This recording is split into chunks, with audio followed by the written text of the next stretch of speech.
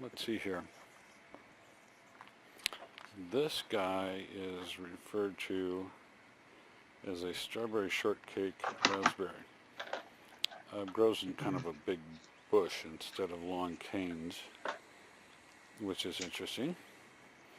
There's no raspberries on it right now. I guess that'll be a while. There's a few peppers here. This is referred to as a mountain strawberry, although I don't eat it. It grows all over my property. You can eat it. They're just tiny little strawberries. Okay, here is a couple of sun gold tomatoes.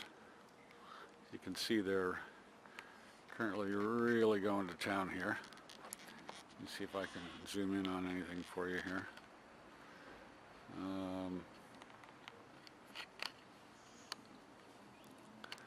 Let's see here. Probably can't see them that well, I would imagine, but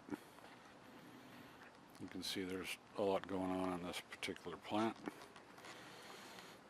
As I mentioned, that white is diatomaceous earth. That's why you see that there on a few things. These are great, actually. Almost like candy. If you don't grow them now, you should be growing them. They're pretty darn good.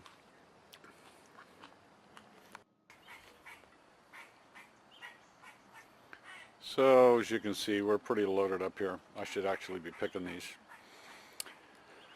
This tomato here is a Rutgers. This is like a, this is more of a slicing tomato.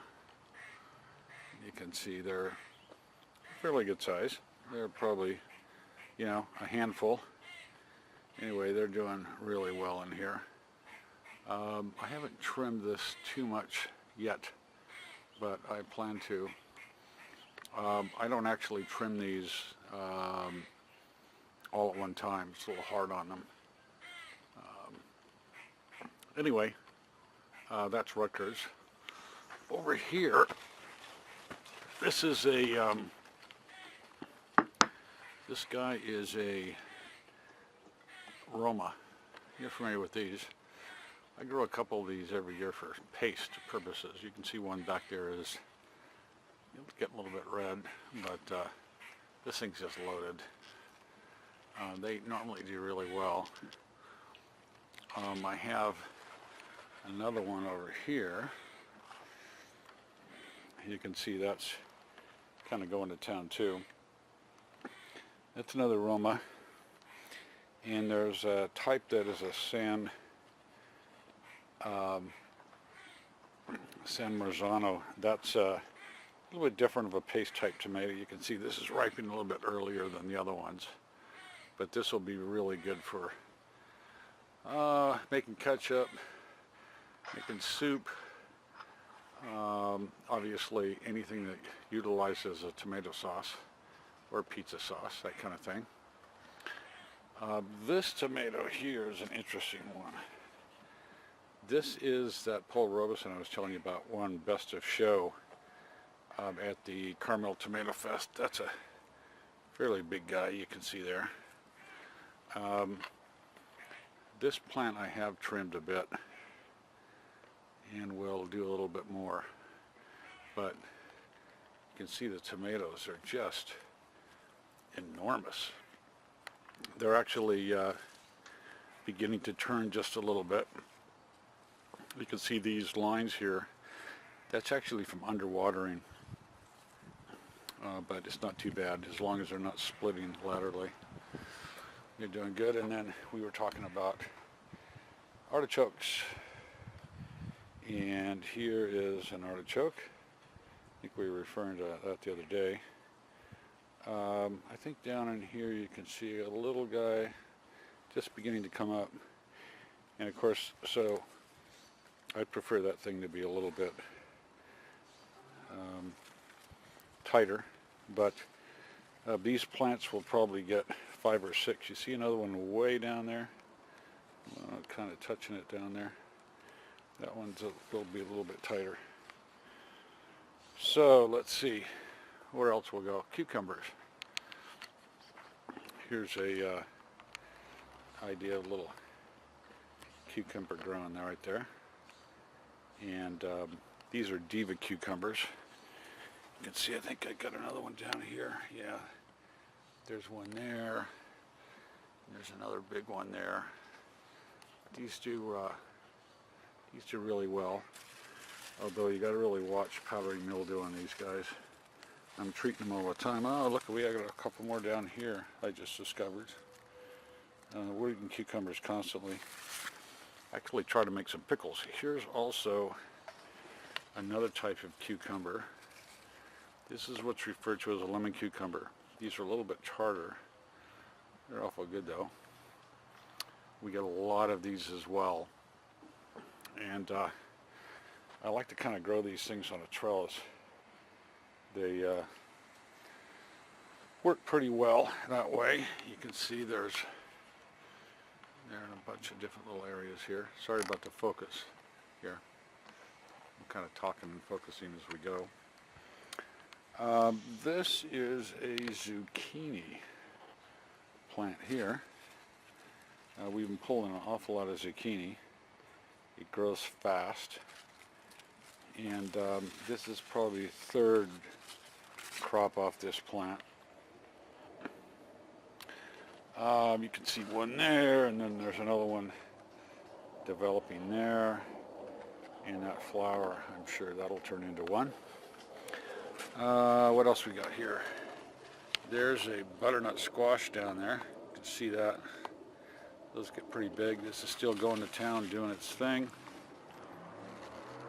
This plant is just absolutely loaded with peppers. These are all poblanos.